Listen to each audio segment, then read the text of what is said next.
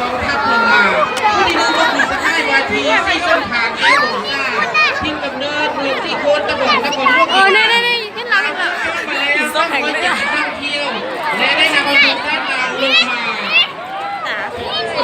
โอ้ยแล้วทีอาสาสุดใส่ดาที่ก็เกิดกันเองที่เก็บจันแล้วรถโจ๊กก็ได้ช่วยเทศกาลเที่ยวเราได้นำเอาทุนทัพลงมากูซีนเนี่ยเรื่องการลงมาเป็นคนว่าที่นางลูนทางขนาดผมโดนจองมาได้254เที่ยวมาจากเมืองคำน้ำอุ่นแขวงเสียงกว้างเป็นผู้นำทุนการไม้กองทัพประชาชนลาวลงมาโมกันดีกับซับซ้อนมือนี่สิวะเมนเลยมินไม่เห็นอันตัวนี้ยังไงปัจจุบันนี้นพพทีหนึ่งมีสร้างสหายกำลังสู่กำลังและกำลังโดดจองลงมาจึงนำเอาทางสร้างถูกลงมาเพื่อแสดงความงดงามความปีศาจสร้างมาและการเป็นต้องเป็นอย่างดีชูอยู่ในไส้จ่าให้แก่บรรดาท่านเพ่งกิจเกียรติก็คือประชาชนชาวโลกบาลพวกเขาได้รับชมในตอนนี้และข้อสิ่งก็คือการต้อนรับรถโจ๊กหนังข้อที่หนึ่งเดี๋ยวเราใช้ปิกาจูก็ใส่ไปแล้วซึ่งฮอปที่หนึ่งมีสร้างสหายโดดในกองสู้1,500 เมตรเป็นฮอปทำอิฐซึ่งจะนำเอาทุนซากล้าวถูกผักและกาไม้กองทัพลงมาผู้ที่หนึ่งก็คือสหายวาทีที่ส้มผ่านแก้วหงซ่าทีมกำเนิดอยู่เมืองที่โคนตะบองนครหลวงเวียงจันทร์ลาวโดดจองมาแล้ว272เที่ยวและได้นำเอาทุนซากลงมาเป็นผู้นำเอง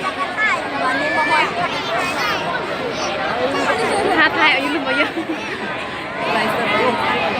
ลอง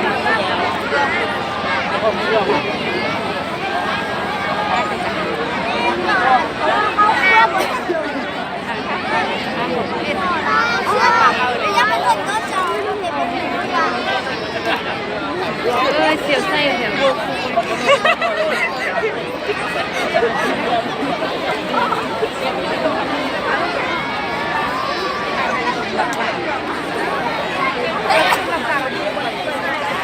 นี่ก็คือการแสดงการโดดจองที่ของขันแดง7สุดสร้างเราคนของกา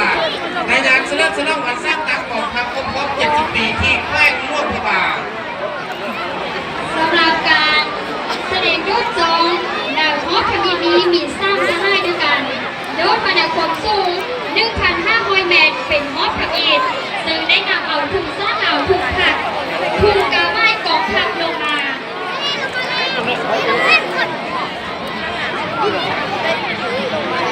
อันนี้ใกล้สุด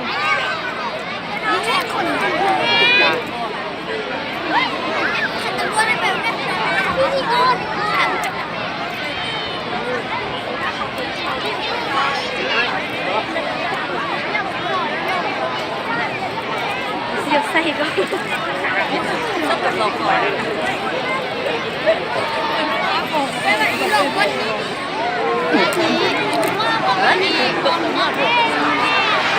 ขอท่านเทพพิธีเกียรติข้อเสียงเสียและตบมือต้อนรับการแสดงชุดที่หนึ่งผู้ที่หนึ่งก็คือสหายวาทีที่ส้มผ่านแก้วหงซ่าที่กำเนิดอยู่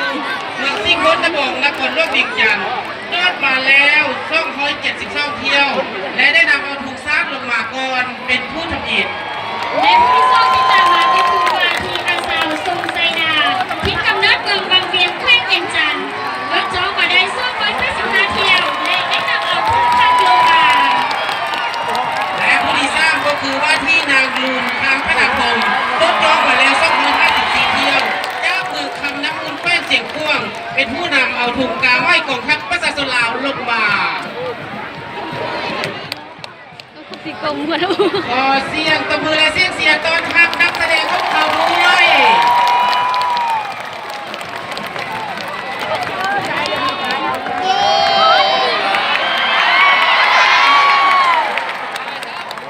ผู้ที่ทราบตามมาก็คือว่าที่นางลูนทางขนาดผมยอดจองมาได้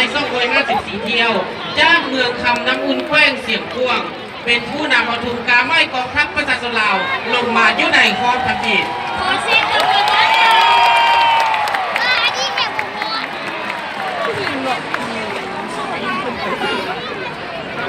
บรรดาท่านแค่กินเกียรติและนี่ก็เป็นการแสดงโดดจองหนังฮอปทวีมีสร้างส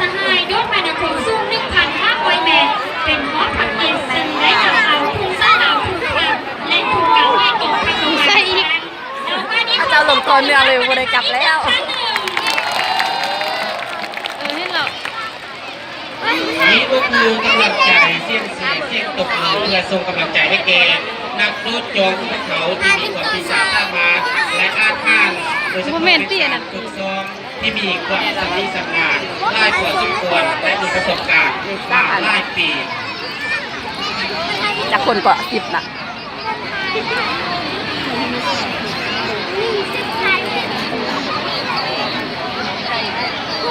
และโดยทั่วไปก็จะเป็นการแสดงโดดจองหนังฮอตที่2ซึ่งมี4หนังสาวโดดมาหนังความสูง 1,800 เมตร ปัจจุบันนี้กองทัพอากาศของพวกเขาได้ปล่อยนักโดดจองลงมาแล้วเนาะอาการเสียงสมเสียงเสียเป็นอีกสิ่งหนึ่งที่สร้างกำลังใจให้แก่นักแสดงของพวกเขาอยู่ในฮอพีซ่องมีซีหนังเศร้าโดดในความสูง 1,800 เมตร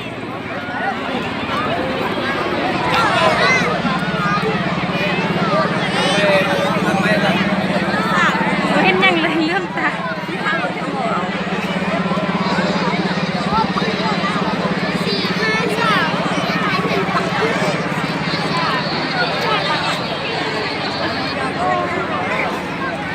เยอะมาก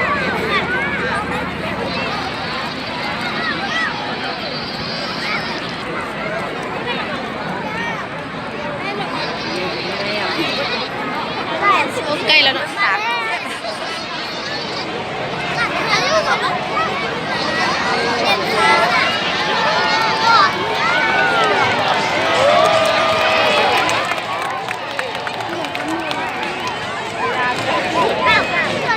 บาร์ทัศน์ได้ที่มีเกียรติโฮมพีซีมีซีหนังเศร้าโดดในความสูง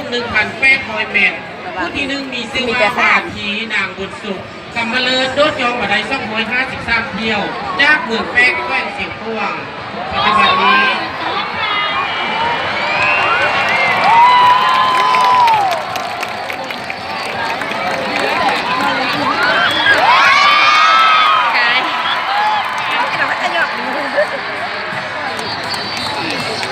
ส่งสื่อหนึ่งสาวน้องเศร้าเสียงพ่วงทางอาทักเกณฑ์ วันนี้กี่รู้ไหม และที่ตามมาด้วยสันหนึ่งนางขมิ้นจันดาราโดดจองมาได้37 เที่ยว มาจากแขวงเสียงพวง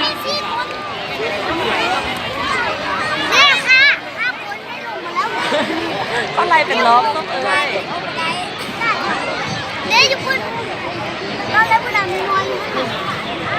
ปัจจุบันนี้นางคำมีจันดาราโจดจองได้37 เที่ยวมาจากแขวงเสียงพ่วงกำลังเดินและกำลังโจดจองสู่สถานที่เป้าหมายขอเสียงตบมือและส่งกำลังใจให้แก่นักแสดงของเราด้วย และติดตามมาด้วยสั้นหนึ่งนางควรใจมีภาษาที่กำเนิดเมืองคำแก้วเสียงพ่วงเลิศจำไว้38 เที่ยว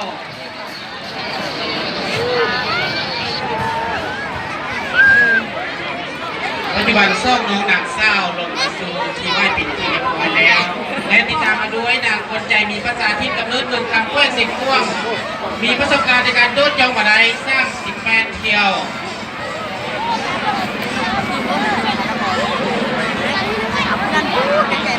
มาแต่เสียงขวงเป็นเนาะก็มันมี4 คน4นี่ก็4แต่ไป